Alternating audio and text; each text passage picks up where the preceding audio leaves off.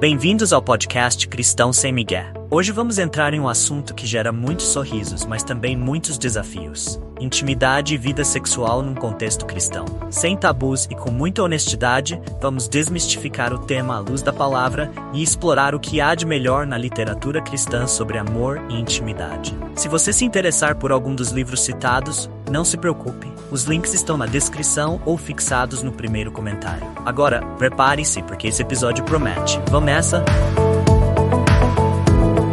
E aí, pessoal, tudo bem? Prontos para mais um mergulho profundo aqui no nosso podcast. Hoje a gente vai falar de um assunto que, para ser sincero, muita gente tem dificuldade de conversar abertamente, mesmo dentro da igreja. A intimidade e a vida sexual no casamento. É verdade, é um tema que às vezes fica meio escondido debaixo de tabus e interpretações, digamos, um pouco equivocadas, né? É, exatamente. E a gente sabe que a Bíblia tem muito a dizer sobre isso. Mas às vezes a gente não sabe por onde começar. Por isso que hoje a gente vai mergulhar a fundo na perspectiva bíblica sobre a intimidade e a vida sexual no casamento. A gente acredita que Deus tem um plano maravilhoso para essa área da vida do casal e entender esse plano pode transformar completamente o relacionamento. Com certeza. Então, para começar, vamos voltar lá para Gênesis, no livro Que Deus Ajuntou, e relembrar o conceito de casamento como uma instituição divina. Você lembra daquele princípio de uma só carne? Sim. E é incrível como esse princípio, além do significado físico, né, aponta para algo muito mais profundo. Essa união, como a gente lê em Andrés Deus, Casamento e Família, representa a aliança sagrada entre homem e mulher, um reflexo do próprio relacionamento de Cristo com a igreja. Nossa, que profundidade. É como se a intimidade física fosse um símbolo de uma conexão espiritual muito maior, né? Por isso o casamento cristão vai muito além de um contrato, né? É uma aliança que envolve compromisso, fidelidade,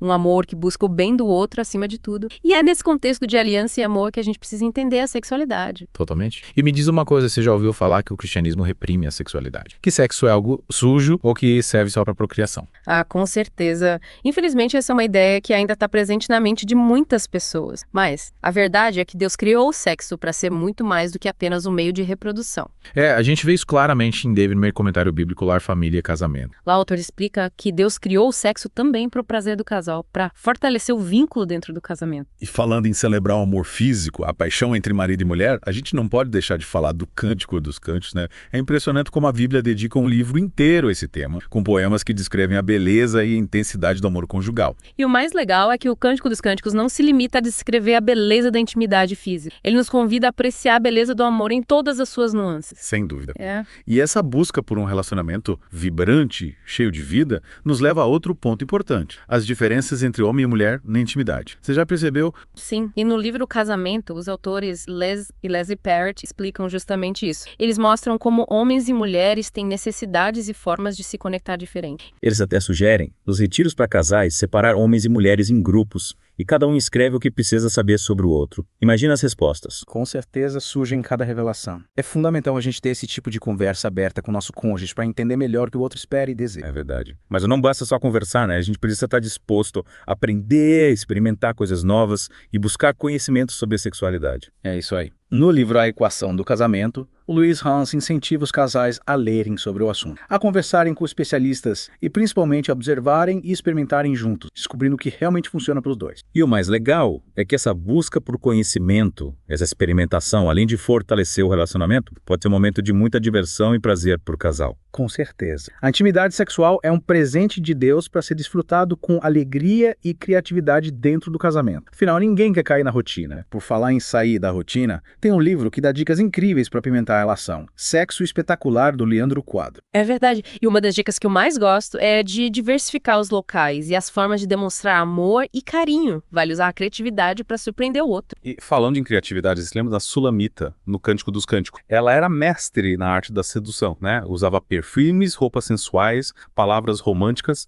Ela sabia como despertar o desejo do seu amado e criar um clima de romance. É verdade. Ela realmente se dedicava a manter a chama da paixão acesa. Isso nos mostra como é importante a gente se esforçar para manter esse fogo aceso no casamento também. Buscar novas formas de surpreender, de encantar o outro. E sabe o que mais me encanta no Cântico dos Cânticos? A forma como a intimidade é retratada como algo natural, belo, prazeroso, sem tabus ou vergonha. É, exatamente. E essa beleza está muito ligada à segurança e à confiança que sentimos no relacionamento. Quando nos sentimos amados, aceitos e respeitados pelo nosso cônjuge, a gente consegue se entregar de corpo e alma na intimidade, sem medo ou inseguranças. E essa base de segurança segurança e confiança como a gente constrói. Através da honestidade, da lealdade, um relacionamento autêntico, onde a gente pode ser nós mesmos, sabe? Sem máscaras. E quando a gente consegue construir essa intimidade profunda, o sexo se torna a expressão máxima do nosso amor e da nossa união. É como a cereja do bolo de um relacionamento sólido, sabe? Ai. Cheio de significado. Que lindo. Mas é importante lembrar que, como em todas as áreas da vida, a gente precisa ter domínio próprio, sabedoria na hora de lidar com a nossa sexualidade. Sim. Em David Merck, Comentário Bíblico Lar, Família, Casamento, o autor faz um alerta importante sobre o perigo da sexomania, que é o vício em sexo. É um problema sério que, infelizmente, pode destruir casamentos e vida. Por isso, a gente precisa buscar o equilíbrio, a moderação e, claro, seguir os princípios bíblicos para viver a sexualidade de forma saudável. E por falar em princípios bíblicos, a gente não pode deixar de falar sobre o perdão, né? Ele é fundamental para que a gente possa ter uma vida sexual plena e feliz no casamento. Com certeza. Em Maurício Zagari, Perdão Total no Casamento, o autor mostra como o perdão é a chave para restaurar a intimidade em relacionamentos que foram feridos por mágoas, ressentimentos. É como se perdão abrisse caminho para a cura, para a reconciliação, sabe?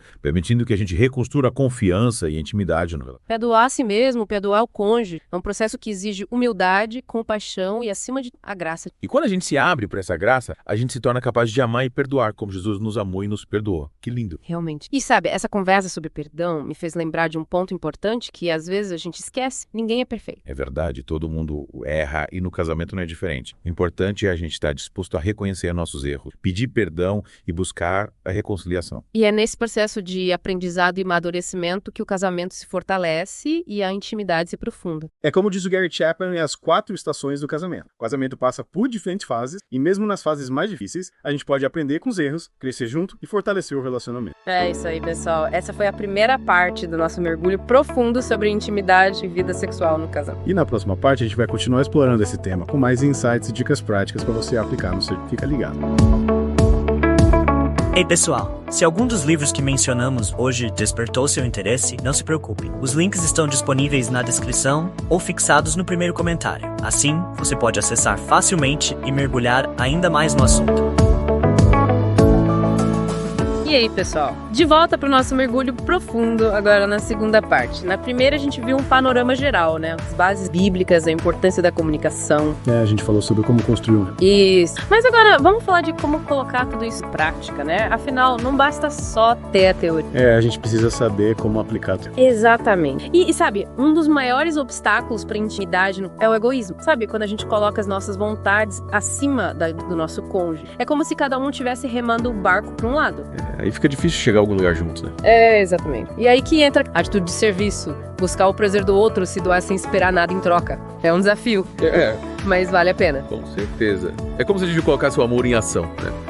Mas e na prática, como a gente faz isso na intimidade? Em David Merck, Comentário Bíblico Lar, Família e Casamento, tem uma expressão que eu achei muito interessante, que é perder-se na satisfação sexual do cônjuge. O que você acha? Nossa, que forte. É como se a gente deixasse de lado as nossas próprias expectativas, né? E concentrasse em proporcionar prazer ao outro. É um ato de amor, de generosidade, e exige que a gente saia da nossa zona de conforto. Exatamente. É se entregar por inteiro, sabe? Buscar o bem-estar do outro acima do nosso. E aí a gente volta para aquele ponto que a gente já tocou. As diferenças entre homens e mulheres na intimidade. Sim. A gente comentou sobre o livro Casamento, dos autores Leslie Perotto, lembra? Sim. Eles falam bastante sobre como essas diferenças, muitas vezes, acabam gerando conflitos no casamento. Eles até sugerem aquele exercício, né, de separar os homens e as mulheres em grupos. E cada um escreve o que precisa saber sobre o outro. As respostas são sempre muito reveladoras. Com certeza. É um jeito legal de abrir um diálogo honesto sobre as expectativas de cada um na intimidade. Mas, além de conversar, é importante estar aberto a aprender, a experimentar coisas novas, né? Sem dúvida. No livro A Equação do Casamento, o Louis Hans incentiva os casais a buscarem conhecimento sobre sexualidade, seja lendo livros, conversando com especialistas e, principalmente, observando e experimentando junto. E o legal é que essa busca por conhecimento, essa experimentação, pode ser um momento de muita conexão para o casal. Sim, descobrir o que o outro gosta é uma forma de demonstrar amor e cuidado. Amor. E para quem quer dar uma apimentada na relação, sair da rotina, o livro Sexo Espetacular, do Leandro Quadros, dá várias dicas.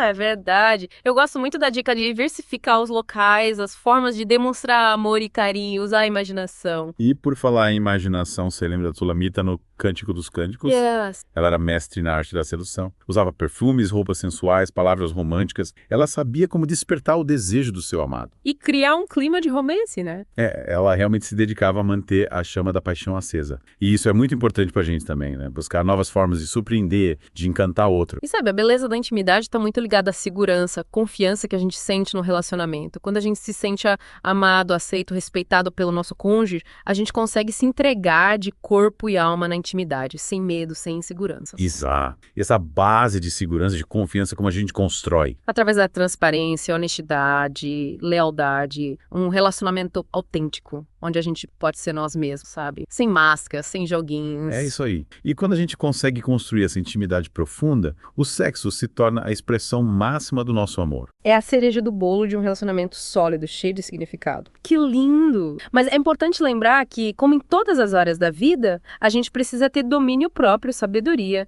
na hora de lidar com nossa sexualidade. Sim, e em David Murray, comentário bíblico Lar, Família, Casamento, tem um alerta importante sobre a sexomania.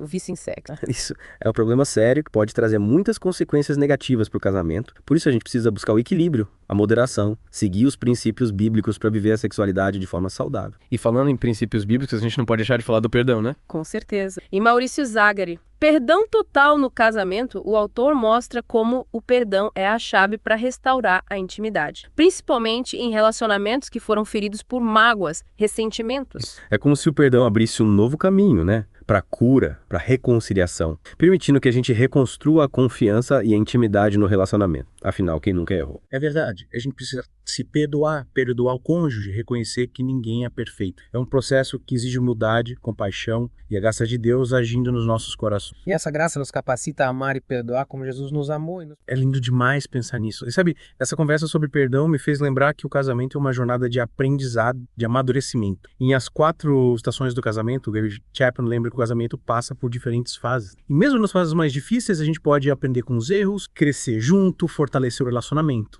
E falando em desafios, a gente não pode deixar de falar das tentações, né, que os casais enfrentam.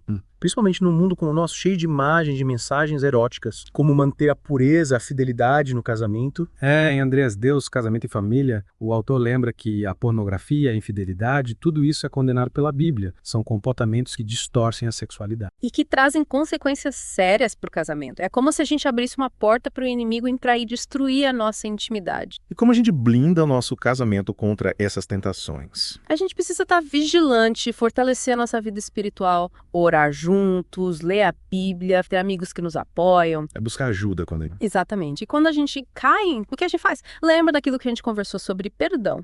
O Maurício Zagari, Perdão Total no Casamento, fala bastante sobre isso. A gente precisa se arrepender, confessar os nossos erros a Deus, pedir perdão ao nosso cônjuge. O cônjuge também precisa estar disposto a perdoar. Perdoar não é fácil, mas é libertador. É o que nos liberta da culpa, da vergonha e nos permite recomeçar. Que bom saber que mesmo diante das dificuldades, a gente pode contar com a graça de Deus para nos levantar, para nos ajudar a reconstruir o que foi quebrado. Com certeza. E é importante a gente lembrar que a intimidade no casamento não se resume só ao sexo. Ela envolve todos os aspectos do relacionamento.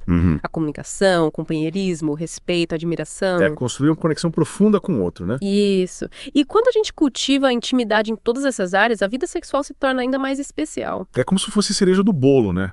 De um relacionamento sólido e cheio de significado. Exatamente. Chegamos então à última parte do nosso mergulho profundo sobre intimidade e vida sexual no casamento.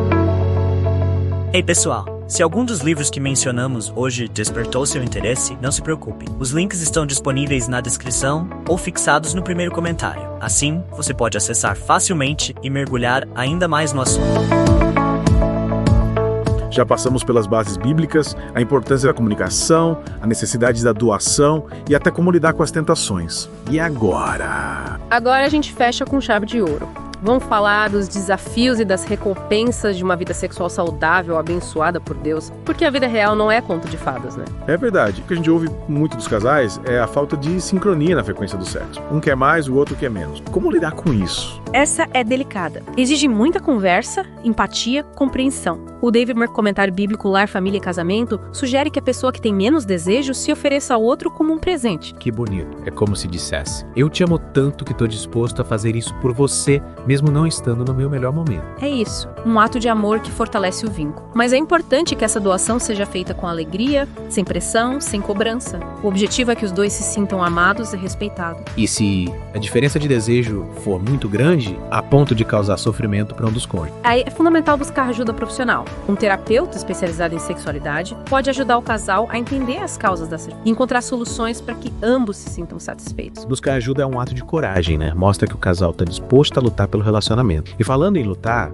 a intimidade no casamento não se constrói só nos momentos bons, né? Claro que não. Um dos maiores desafios é lidar com as mágoas, os ressentimentos do passado. É poder romper com o passado e seguir em frente. E quando a gente perdoa de verdade, o amor floresce de novo, né? Reconstruímos o alicerce do relacionamento. Sem dúvida. E como a gente viu em As 4 Estações do Casamento, do Gary Chapman, o casamento tem suas fases. Mesmo em momentos difíceis, a gente pode aprender, crescer junto, fortalecer o relacionamento. E essa jornada de aprendizado, apesar dos desafios, é recompensadora, né? A intimidade no casamento, quando vivida de forma saudável, é fonte de muita alegria. Com certeza. E a intimidade não se resume só ao sexo. Ela envolve tudo no relacionamento. A comunicação, o companheirismo, o respeito. É sobre construir uma conexão profunda, né? Isso. E quando a gente investe nisso, a vida sexual fica ainda mais especial. É a cereja do bolo de um relacionamento sólido, cheio de significado. A expressão máxima do amor. É isso aí. Que a gente nunca se esqueça. O amor, a comunicação, o perdão e a graça de Deus são os ingredientes para um casamento feliz. E que a gente vive essa aventura incrível chamada casamento com intensidade e alegria,